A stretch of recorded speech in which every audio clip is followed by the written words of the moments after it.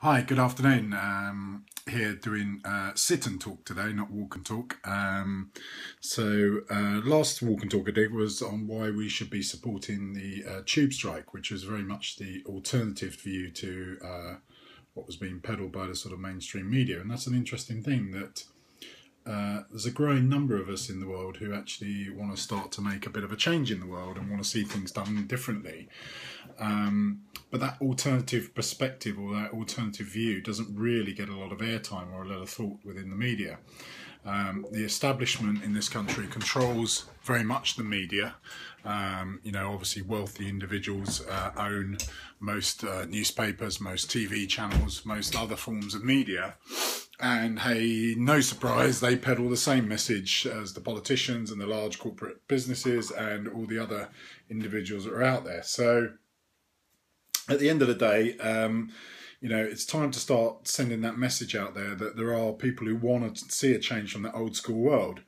I think we're getting fed up of, people not being treated as human beings, where money is put first at all costs, where a very tiny, small elite seem to get all the kind of reward, they have all the power, they have all the influence, they control everything, whilst the rest of us are almost fodder for that world in varying degrees. Of course, there's different levels of wealth and power and influence, but the vast majority of the 7 billion on the planet of us human beings are all part of the human race. The vast majority of us have very little power and influence, and a good number of those billions of people on the planet are struggling day to day for existence. Where at the same time you've got people at the other end of the spectrum, that very tiny small 1%, who hold billions and billions and billions of dollars, pounds, whatever you want to call it, which could be redistributed. All these isms have failed: socialism, communism, capitalism, fascism. All these isms have all failed, and it's time to start looking at the world very differently. We need to start getting the world back to being community driven.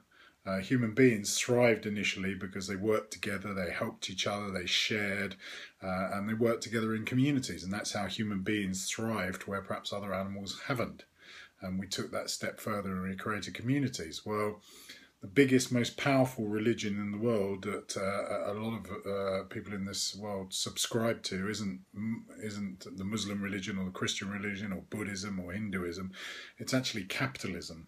And it's actually the most destructive and most dangerous religion that there is out there, because its success is actually driven around money and making more money and more profit, and that's created. Unfortunately, it's a victim of its own success. It's now just driven by greed. You've got, as I said, a tiny small percentage in the world that are just almost hoovering up all the assets, all the money, all the power, all the political influence, all the media control, and the inequalities between us and that tiny elite is getting bigger and bigger and bigger and bigger. And there needs to be an alternative voice. Now, the great news is we have things like YouTube and Twitter and Facebook and social media and all those kind of platforms in order to spread these kind of things, where previously, unless you owned a newspaper, you'd have no chance of sending these messages out there.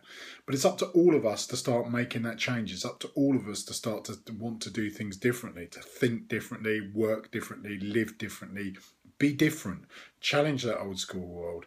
And the great news is revolutions today don't have to be bloody. They don't have to be, you don't have to go and seize power. That's certainly what most people don't want to do, want an alternative. We don't want to have to go down the street with our musket or our gun and seize power, because that's no good. There's no good having more bloodshed and more kind of violence in the world, because we already have too much of that. And most of the violence and bloodshed and wars and things that are in the world are created again by that tiny 1%, by that very small elite. And then most of the wars, in fact, all of the wars, are created around the desire to create more wealth or protect the wealth.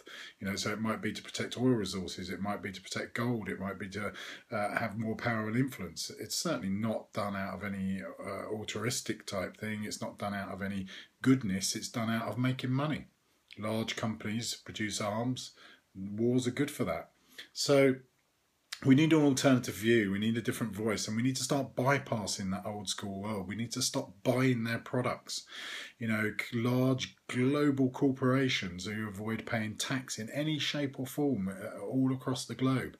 You know, Amazon, for example, I think in one year just recently, they turned over £4 billion in the UK, which was made out of UK citizens buying products on Amazon.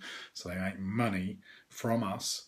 And then it's all put through a shell company and other kind of tax dodges in Luxembourg. And they ended up, I think, paying something like £4 million of UK taxation. Companies like Starbucks that operate in the UK, and their managing director has the gall to stand in front of us as if we're all stupid and say, well, we've been operating 16 years, but we've never made a profit. Well, surely you'd go out of business if you didn't make a profit, or you would go somewhere else. They do make a profit, but they do it in a way that avoids paying any tax in the UK. So, you know, I run a business in the UK. I have to pay tax. We all have to pay our taxes because we're small individual companies, easily dealt with by HMRC, easily dealt with by the system. Large corporations, though, can do whatever they like and take our money. And what you've got at the top, as I talked about in my walk and talk the other day, is you've got socialism for the establishment. So they live in a bubble, they live in a protected bubble, while the rest of us have to face the hard-nosed realities of, well, capitalism, if you want to call that. It's just the hard-nosed realities of the world.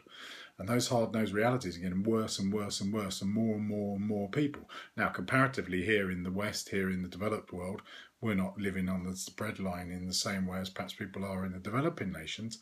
But there are now people in the UK, I think there's like 1 million people use food banks. They have to go and queue, they have to have, you know, the humiliation of having to go and queue up food in order to feed their families because of all the austerity that's been brought in. But the austerity is only at the bottom. You know, there's no austerity, there's no cutbacks for the people at the top. Wealthy bankers, their salaries and bonuses have gone up. Yet they created a lot of the current hardships and things. We're told we need austerity. No, we don't need austerity. We don't need more cutbacks. We only need these austerity measures in order for that money to be redistributed from us, from our tax money and from our incomes into the pockets of the rich, because that's what's happening all the time. You know, George Osborne is selling state-owned assets back to his chums in the city for billions and billions of pounds worth of losses. At the same time, we're seeing that people's benefits are needing to be cut.